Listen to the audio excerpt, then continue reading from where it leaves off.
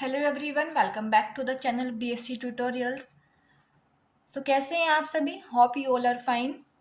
सो पिछले लेक्चर में हमने generalised displacement, generalised velocity and generalised acceleration वाले तीन टॉपिक्स जो पिछले लेक्चर में कवर कर लिए थे, और आज हम स्टार्ट करने वाले हैं next topic, that is generalised momentum. So इस टॉपिक को स्टार्ट करने से पहले आपको कुछ बेसिक फॉर्मूले पता होना चाहिए, that are kinetic energy, that is half m v square.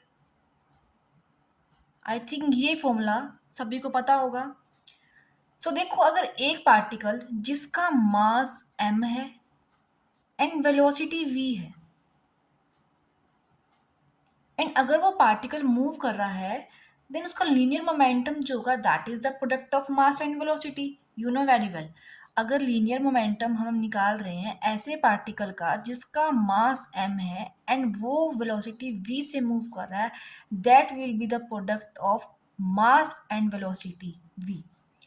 Okay, अब हम देखते हैं एक ऐसा सिस्टम जिसके अंदर n पार्टिकल्स हैं, जिसके अंदर n पार्टिकल्स हैं। सो हमने कोई भी एक आर्बिट्रेरी पार्टिकल ले लिया, that is particle ith particle, and अगर हम काइनेटिक एनर्जी निकाल रहे हैं that is associated with the ith particle, that will B kinetic energy of ith particle t, that will be half mi vi square. Clear? And you know velocity को हम क्या लिखते हैं? Time derivative of displacement D r i by d t. Okay, तो यही हम यहाँ करेंगे, हम इसे लिख देंगे m i d r i by d t whole square. लिख सकते हैं ना ऐसे?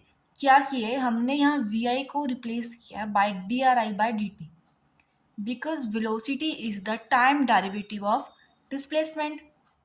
सो अब हम लिख सकते हैं d r i by d t को हम ये भी लिख सकते हैं आर आई डॉट। तो हम क्या कर रहे हैं? R i dot whole square. Clear? Name it equation 1। अब हम इस इक्वेशन का पार्शियली डेरिवेटिव कर देंगे with respect to r i dot.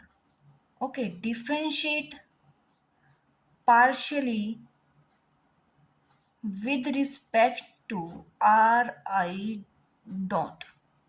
Okay, now curly t by curly ri dot becomes half as it is mi constant and ri dot square का derivative हो जाएगा 2ri dot. Clear? अब ये equation को क्या बन जाएगी? M i r i dot curly t by curly ri dot becomes mi ri dot. Name it equation 2. Now linear momentum of ith particle will be linear momentum pi. We are denoting it by pi of ith particle will be pi equals to mi vi, क्योंकि linear momentum क्या होता है? Product of mass and velocity. तो यही है, हमने linear momentum निकाला है ith पार्टिकल का, that will be the mass of ith particle and velocity of ith particle by which it is moving. Okay, so हम यहाँ भी ऐसे करेंगे, वी आई को हम रिप्लेस कर देंगे m i d r i by d t. Okay, so p i क्या बन गया? M i r i dot, and we are naming it equation 3. Okay, अब हम देख रहे हैं from 2 and 3 the right hand side of both equation are same, so we can write curly t by curly ri dot equals pi dot. यही होगा ना? और pi equals to curly t by curly ri dot. ठीक है, ये जो momentum की जो वैल्यू आई है ये हमारे पास कार्टेशियन कोऑर्डिनेट्स की टर्म में आई है। ओके, अगर हमें इसी मोमेंटम की वैल्यू को जनरलाइज कोऑर्डिनेट्स की टर्म में लाना हो तो हम आर आई को क्या कर देंगे? क्यू के से रिप्लेस कर देंगे। ओके, इस आर आई को हम क्यू के से रिप्लेस कर देंगे और जो आर आई डोंट होगा वो क्या हो जाएगा, Q k dot. Okay, so P के इक्वल्स टू करली टी बाय करली क्यू के डॉट। यहाँ हमने जो आई था ना, ये इसको हमने के से कर दिया डिनोट, और जो आर आई डॉट था उसको हमने क्यू के डॉट से रिप्लेस कर दिया। इतना क्लियर है? Now we are going to derive the expression for kinetic energy in terms of qk dot, that is generalized velocity. Okay, so देखेंगे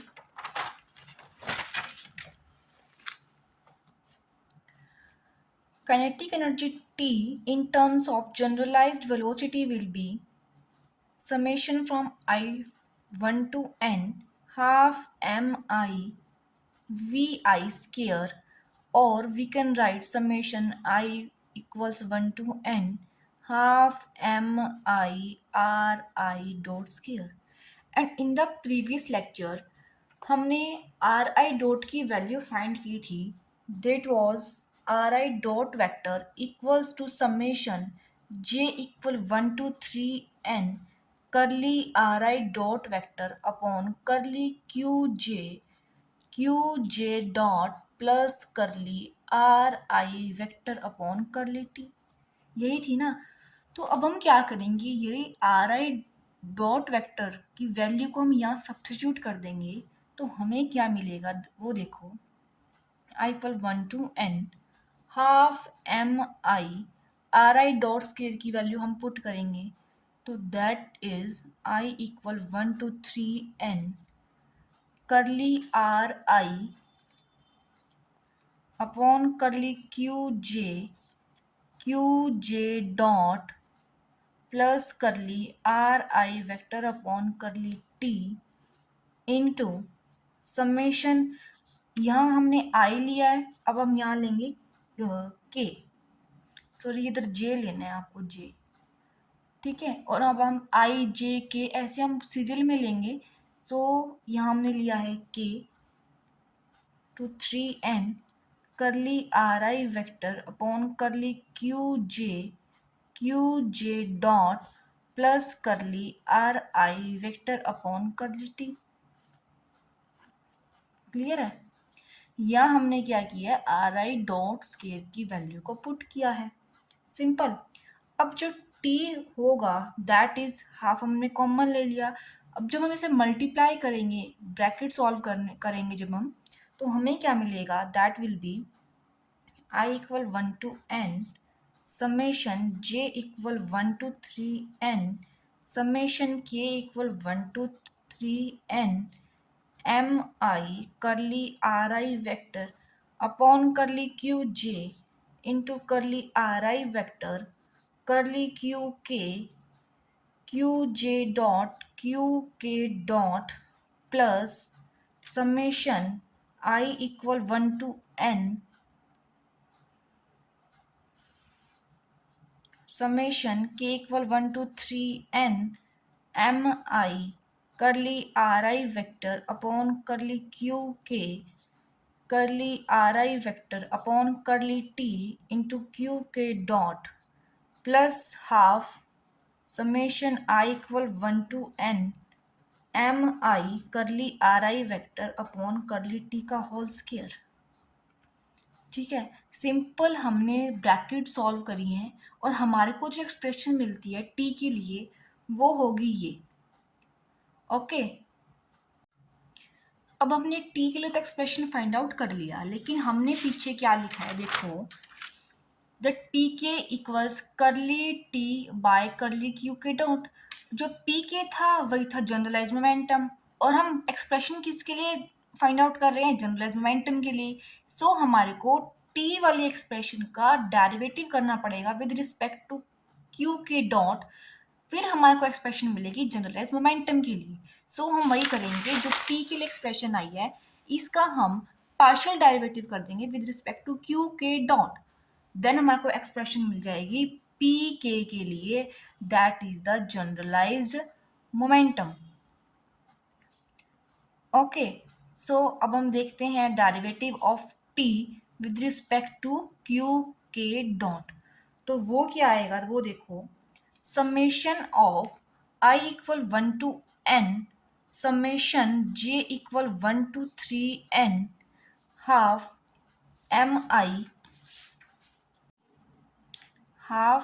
mi curly ri vector upon curly qj into curly ri vector curly qk into qj dot. Okay, and summation I equal 1 to n mi curly ri vector upon curly qk into curly ri vector upon curly t. Okay, this is the expression for generalized momentum and pk is the generalized momentum. यहाँ तक सभी को clear है? किसी को कोई भी doubt है यहाँ तक इस एक्सप्रेशन में, तो आप कमेंट सेक्शन में अपना डाउट ड्रॉप कर सकते हो. अब नेक्स्ट टॉपिक जो है that is generalised force. Generalised force. So इस टॉपिक को समझने से पहले आपको थोड़ा बेसिक क्लियर होना चाहिए. दैट इज, अगर एक बॉडी है, ठीक है, अगर आप उस पर कोई भी फोर्स लगा रहे हैं एंड अगर वो बॉडी सेम डायरेक्शन में डिस्प्लेस हो रही है, ठीक है, तो हम क्या कहते हैं कि उस बॉडी के ऊपर जो है वो वर्क हुआ है. फॉर एग्जाम्पल हमने इस बॉडी के ऊपर फोर्स लगाया है और ये बॉडी डिस्प्लेस हुई है बाय डिस्टेंस x. सो हम क्या कहेंगे, जो वर्क हुआ है वो क्या हुआ है, that is force into displacement x. Okay, so हम सेम कंसेप्ट यहाँ यूज करेंगे. हम क्या कर रहे हैं, एक सिस्टम कंसिडर कर रहे हैं ऑफ n पार्टिकल्स. हमने एक सिस्टम कंसिडर किया जिसके अंदर टोटल नंबर ऑफ पार्टिकल्स कितने हैं, n, and that are free from constants. उनके ऊपर हमने कोई भी कॉन्स्टेंट्स इम्पोज नहीं कर रखी. सो क्या होगा, डिग्री ऑफ फ्रीडम इस सिस्टम के लिए क्या हो जाएंगी, 3n. क्यों, क्योंकि एक पार्टिकल के लिए, फॉर वन पार्टिकल हमारे को 3 कोऑर्डिनेट्स की रिक्वायरमेंट होगी. एंड हम कह रहे हैं कि पार्टिकल्स कितने हमारे पास, n. सो n पार्टिकल के लिए 3n कोऑर्डिनेट्स रिक्वायर्ड होंगे, ठीक है. और हम कह रहे हैं कि सिस्टम के ऊपर कोई भी कॉन्स्टेंट्स नहीं है. अगर कॉन्स्टेंट्स होते तो ये 3n जो कोऑर्डिनेट्स थे वो अकॉर्डिंगली रिड्यूस हो जाते, ठीक है. बट अब कोई कॉन्स्टेंट्स नहीं है, so total degree of freedom कितनी होंगी हमारे पास, 3n. ओके, सो हमने एक सिस्टम कंसिडर कर लिया. देखो, कोई भी एक हमने सिस्टम कंसिडर कर लिया जिसके अंदर पार्टिकल्स कितने हैं, n. हमने कोई भी एक आर्बिट्रेरी पार्टिकल ले लिया, दैट इज ith पार्टिकल, जिसकी पोजीशन जो है, जिसका पोजीशन वेक्टर जो है ओरिजिन से, दैट इज ri वेक्टर. ये है ith पार्टिकल एंड इसका पोजीशन वेक्टर जो है ओरिजिन से, दैट इज ri वेक्टर, ठीक है. हम कह रहे हैं कि ith पार्टिकल के ऊपर हम फोर्स लगा रहे हैं, दैट इज fi. ओके, अगर fi वेक्टर का समेशन ले लें हम, जो fi वेक्टर है, अगर हम इसका समेशन ले लें from particle i to n fi vector, तो ये क्या रिप्रेजेंट करेगा, total force acting on particles of a system which is free from constants. Okay, और अगर हम ये फोर्स इस सिस्टम पर अप्लाई कर रहे हैं, अगर हम ये फोर्स अगर हम इस सिस्टम पर अप्लाई कर रहे हैं, तो कुछ डिस्प्लेसमेंट भी प्रोड्यूस होगी, that is del r i vector. Okay,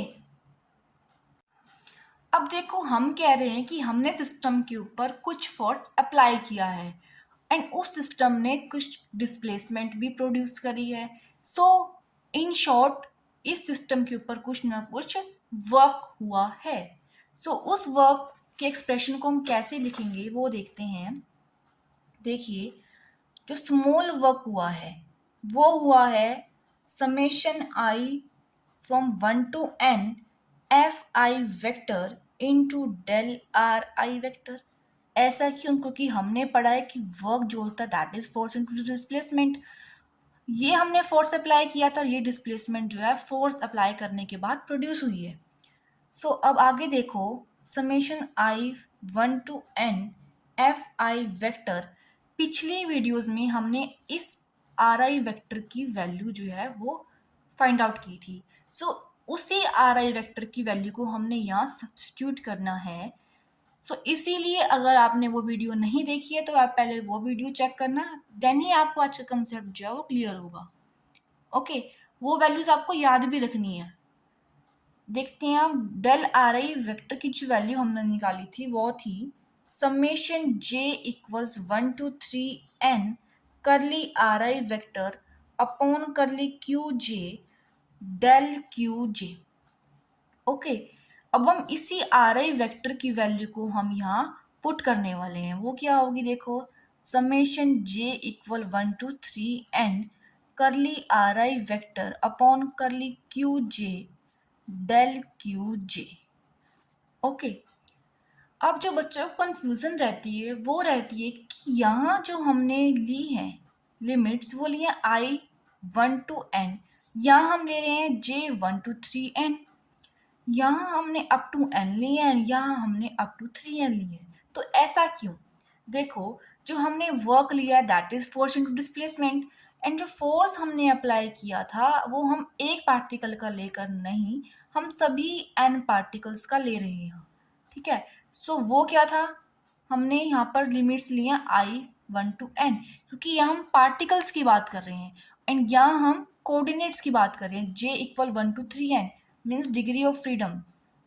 okay, so अब हम इसको आगे सॉल्व करते हैं। सॉल्व कैसे करना है, देखो, हम जो ये टर्म है ये वाली एंड ये वाली, इसे हम जो है अलग कर लेंगे एंड बाकी टर्म हम अलग कर लेंगे। देखो, जो ये j इक्वल 1 to 3n है ये हमने बाहर ले लिया and summation i equal 1 to n f i vector into करली r i vector upon curly q जे, इसको मैंने एक अलग ब्रैकेट में लिख लिया एंड बाकी रिमेनिंग जो भी है उसको मैं साइड में लिख लूँ, दैट इज करली क्यू जे।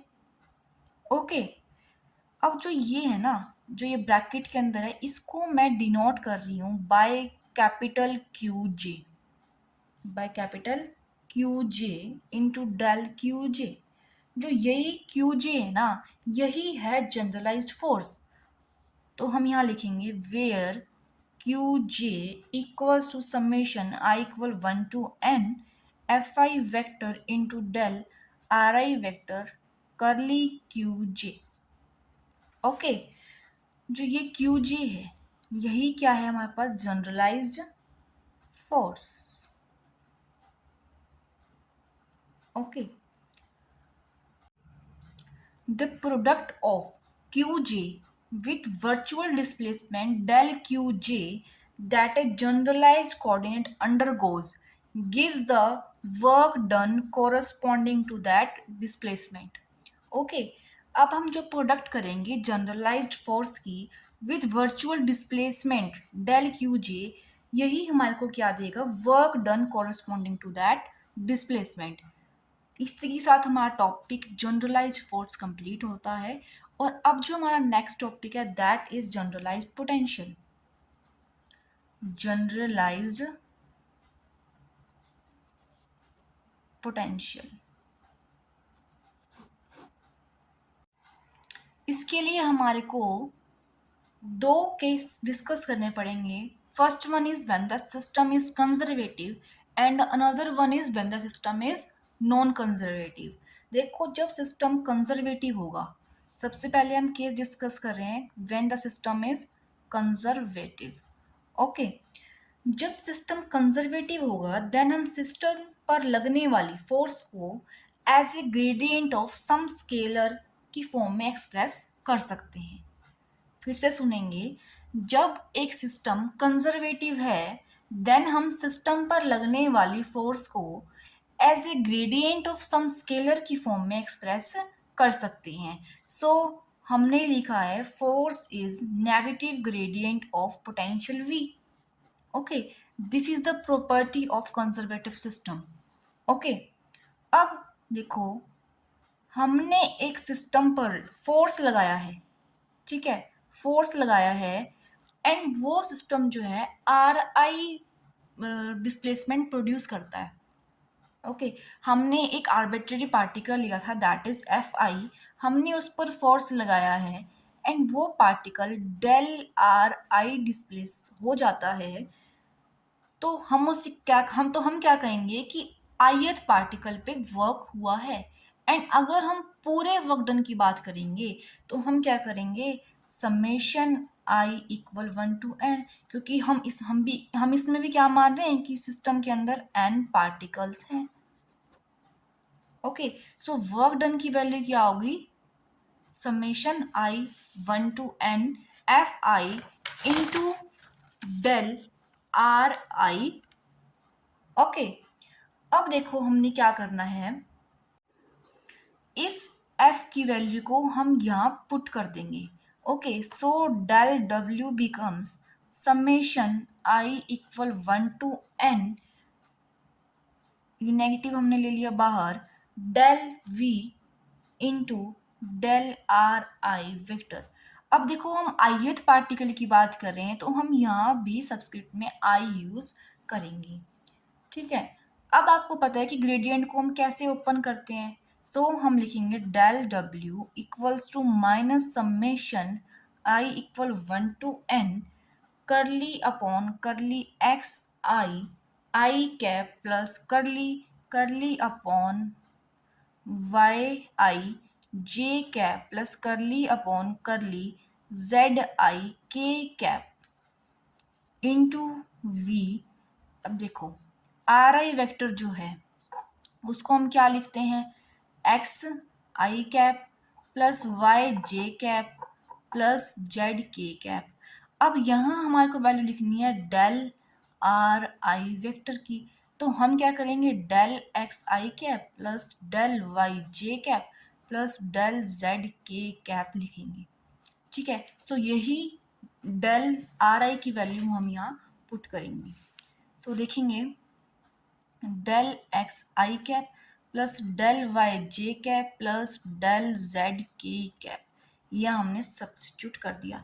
अब जो ये v बाहर है इसे हम अंदर मल्टीप्लाई कर देंगे, तो क्या बनेगा, minus i equal 1 to n curly upon curly x i v plus i cap plus curly v upon curly y i j cap plus curly v upon curly z i k cap.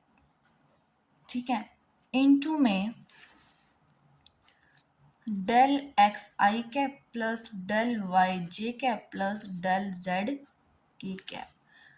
अब आपको dot product करनी आती होगी, तो कैसे करते हैं हम, जो आई कैप इंटू आई कैप की होगी, जे इंटू जे की होगी, के इंटू के की होगी। सो हमारे पास डेल डब्ल्यू की जो वैल्यू आएगी दैट विल बी, देखेंगे डेल डब्ल्यू equals i equal 1 to n, negative sign बाहर है, curly v upon curly x i del x i plus curly v upon curly y i del y i plus curly v upon curly z i curly del z i. Okay, अगर del डब्ल्यू को generalise coordinates की form में लिखना हो then we write del डब्ल्यू equals minus, यहाँ हम के से डिनोट करेंगे, के equal 1 to 3n curly v upon curly q k del q k.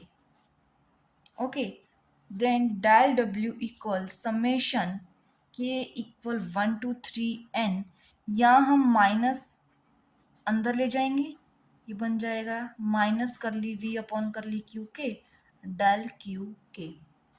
Okay, अब देखो वर्क क्या होता है, that is force into displacement, force into displacement. Okay, this is the basic definition of work.